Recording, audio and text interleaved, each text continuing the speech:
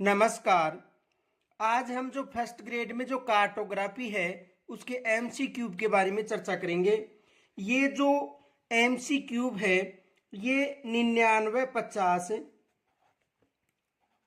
389286 जो WhatsApp number है, यहाँ पर एक ग्रुप बना रखा है। जो ग्रुप भी ग्रुप वहां पर ये पीडीएफ डाल दी जाती है और उसके बाद में दूसरे दिन इसका हल करवाया जाता है। तो देखो कौन कौन से प्रश्न हैं। एक प्रश्न तो ये है कि निम्नलिखित में से कौन सा मानचित्र के लिए अनिवार्य है।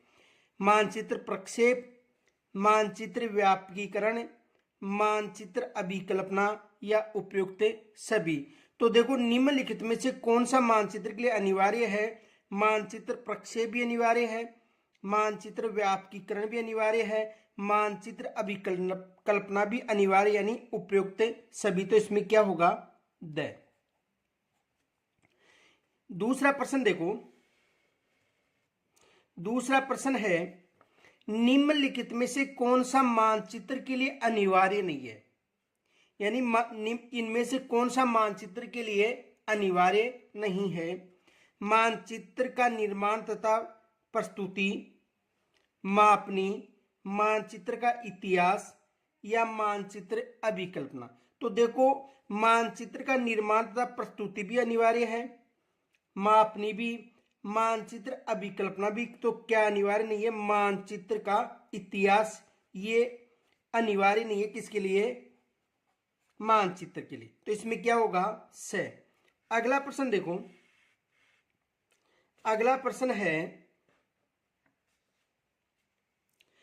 रेखाओं एवं आकृतियों के मानचित्र कहे जाने के लिए निम्नलिखित में से क्या अनिवार्य है। मानचित्र रूढ़, प्रतीक, उत्तर दिशा या मानचित्र मापनी।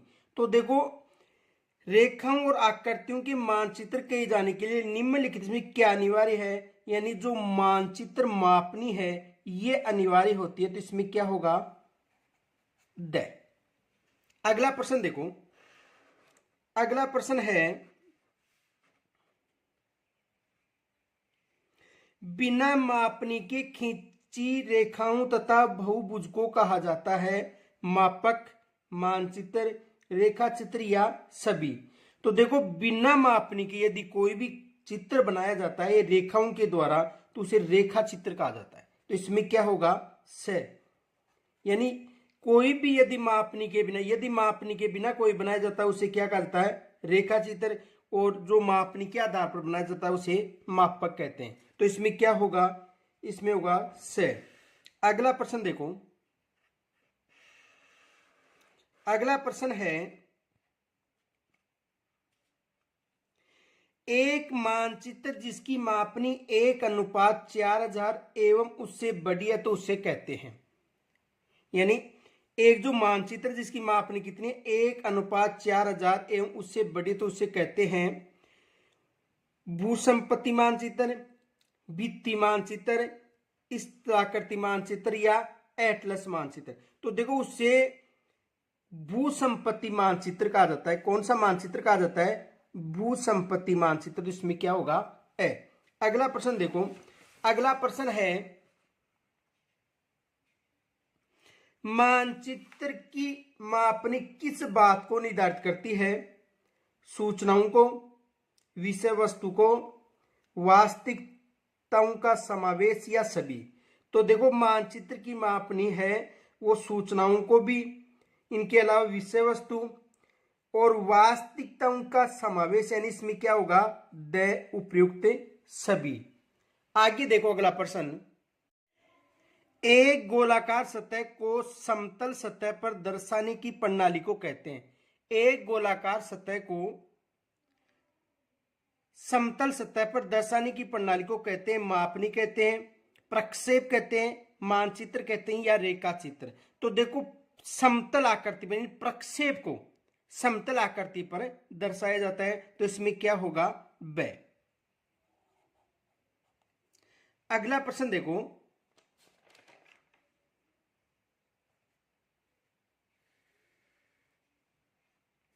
सामान्य उद्देश्य वाले मानचित्र में दर्शाया जाता है। जो सामान्य उद्देश्य वाले मानचित्र उसमें दर्शाया जाता है उच्चावच को, अपवाह को, परिवहन को या सभी। तो सामान्य उद्देश्य वाले मानचित्र में दर्शाया जाता है उच्चावच को भी दर्शाया जाएगा, अपवाह तंत्र को भी दर्शाया जाएगा, परिवहन को भी दर्शाया जाएगा। इसमें क्या होगा? द। अगला प्रश्न देखो, अगला प्रश्न है विशेष उद्देश्य वाले मानचित्र में दर्शाया जाता है, यानी जो विशेष उद्देश्य वाले जो मानचित्र हैं इसमें दर्शाया जाता है। तो देखो, विशेष उद्देश्य वाले मानचित्र में जनसंख्या घनत्व को दर्शाया जाता है, या मिट्टी के प्रकार, उद्योगों की स्थिति, या उपयुक्त सभी। तो विशेष उद्देश्य वाले मानचित्र में जनसंख्या घनत्व को भी दर्शाया जाता है, मिट्टी के प्रकार को भी, उद्योगों की स्थिति को भी। तो इसमें क्या होगा? उपयुक्त सभी। अगला प्रश्न देखो,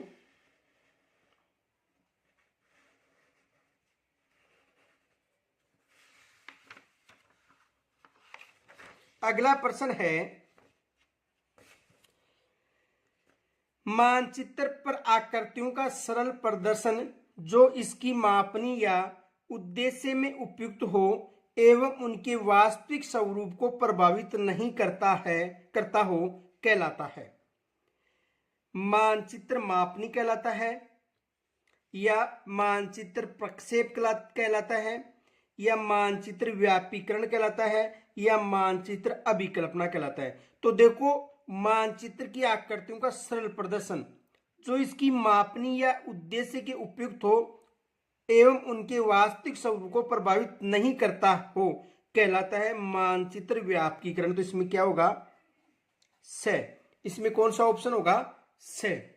आगे देखो, अगला प्रश्न है रेखाओं की चौड़ाई का निर्धारण, रंगों का चयन मानचित्र में डैश डैश डैश के विभिन्न तत्वों की व्यवस्था और रूढ़ चिन्ह है।